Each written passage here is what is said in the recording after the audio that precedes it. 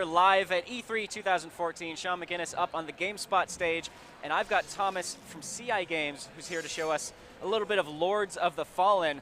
Thomas, we're going to go ahead and just jump straight into it because we've got a guy off stage who has been very patiently playing the game. Backstage, yeah, that's true. A few sentences about what the game is before we actually go into the very tiny technical details of the gameplay. For those who are interested, I hope. It's an action RPG, so we're trying to mix the game that bases on a quite complex and strategical combat system and a game that has interesting and captivating story. But we definitely wanted to make sure that one of these sides is more prominent, so it's a game primarily focused on the gameplay experience. Right. Still, it's a fantasy world, and there is a legend that we've crafted particularly for this game to make it interesting. There's a legend about a fallen god. Humanity have defeated him thousands of years ago, and they believe they can do really, really big and epic things because of what they've achieved. They believe they can, for example, eradicate evil out of human nature completely. Whether that's reasonable or not, we're not going to argue here. Right. But they believe they can do it, and because of that, they punish everyone who commits deadly sins with tattooing them across the face. And when the game starts, I'm going to give you the get-go, the beginning of the game, not to spoil the rest of the story. Right, of course. When the game starts, the demons, the army of the fallen gods starts to reappear. Nobody knows why, but it's only natural for people, as I've described them, to think, we don't want to fight them. That's evil. So we'll face these evil demons with the worst side of our human nature. So they find a guy who's committed the most deadly sins out there, and that's our hero. That's Harkin. Tattooed all across the face, and I'm not gonna lie to anybody. He's not a good person. Yeah. He's a guy who's done a lot of bad things, but he's predestined to do what's ahead of him. And he's capable of doing what it takes to defeat the demonic army. And that's pretty much the beginning of the game. That's pretty much the premise, the start of it. And yeah, while Steve is playing in the background, I can tell you what's going on. He's actually using some of the cleric-based gear right now. Gear is not bound to your class. When you start a game, when you select the class of a character, you pretty much lock down the type of spells that you're going to be using. So anything else, like the gear that you have, or the way that you craft it, or the attributes of your character, that's totally independent of the class. This guy is a big right now. Some people would consider him a mini-boss, but there is an easy way to defeat this guy, as you can there you see. go. Of course, if he drops anything, you won't get it, so it's for your consideration as a player. But you might try the easy way out. And it's especially important for us because we believe that Lords of the Fallen can be a very challenging game for people who seek challenge, but at the same time, we put a lot of work in trying to remove the elements that especially for the mainstream audience, might feel like something frustrating, especially at the opening hours of the game. So environmental deaths, the frequency of the checkpoints in the game, and a lot of the stuff like that. We've actually tried to make sure that it's going to be slightly more widening the type of audience that a lot of very challenging games have. It's probably the biggest challenge ahead of the death itself, so this is what we're after. So, looking at the game right now, seeing these, tough-looking enemies and the very careful, deliberate movements. Yeah, most of the fights are one-on-one. Yeah. So actually learning particular type of opponent is the basis, the foundation of fun in this game, I believe. So, I mean, with that, you get like kind of an immediate Dark Souls kind of a feel. Is it fair to say that you guys are fans of that series but trying to do something different? It's not fair, it's true. I would be cheating, I would be ungrateful, I would be stupid not to deny that Dark Souls is definitely one of the Souls series, so to say. It's definitely one of the inspirations, but I think there are a lot of differences in Lords, a lot of things that make it stand out on its own that people will not think that it's a bad thing. And inspiration is not a bad thing, it doesn't have to be. And because of that, I believe that playing Lords of the Fallen is going to be based around one of the most interesting things that challenging games like Souls, for example, gave people the sense of satisfaction, the sense of reward, but at the same time, it's not going to be frustrating. I believe, we're working hard on that. Right, of course.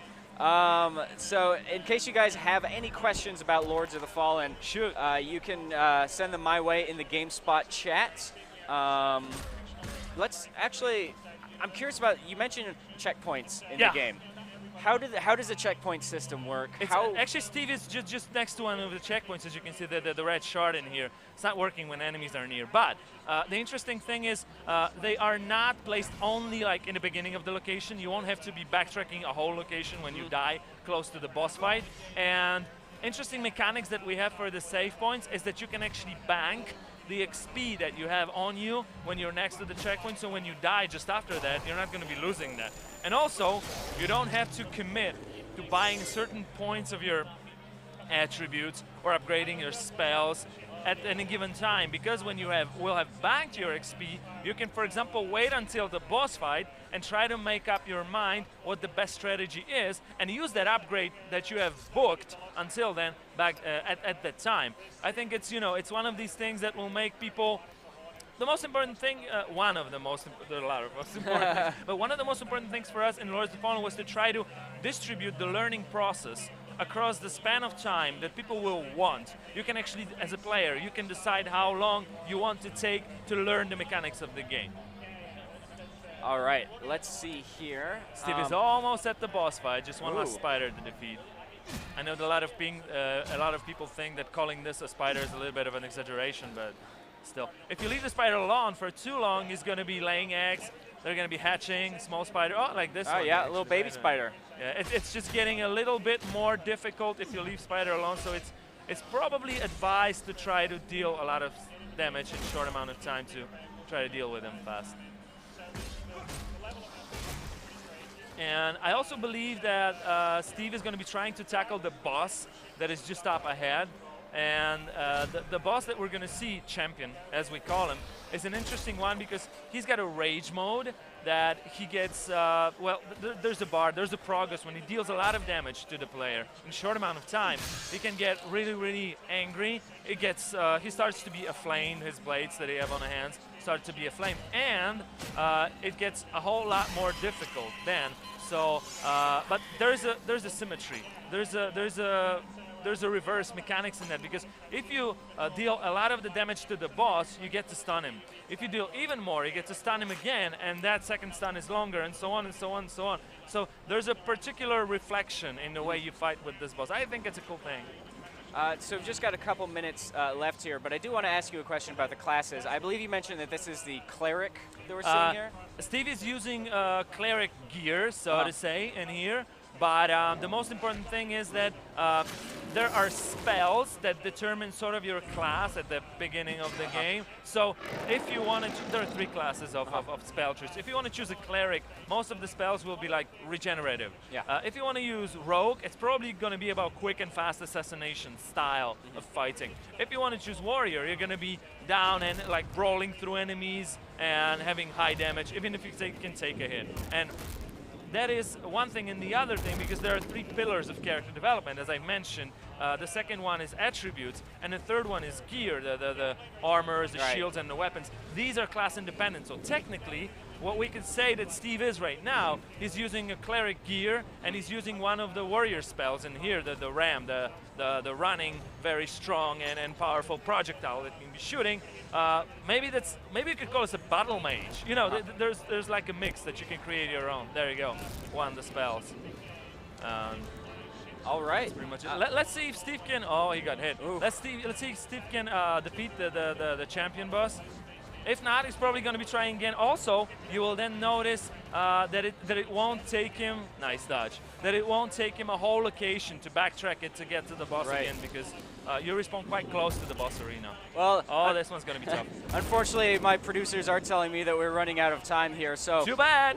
Sorry, Steve, you made it all this way, and then we're going to remove you from your moment of glory.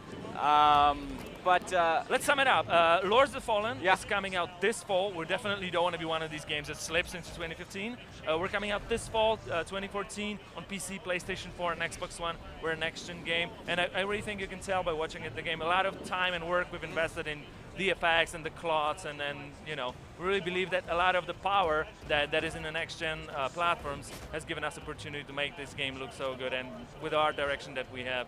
More of a high and epic fantasy, I should say, rather than dark and greedy. So, yeah, that's pretty much Lords of the Fallen. Cool. Well, Thomas, thank you so much. Really appreciate you swinging by. Guys, that was Lords of the Fallen.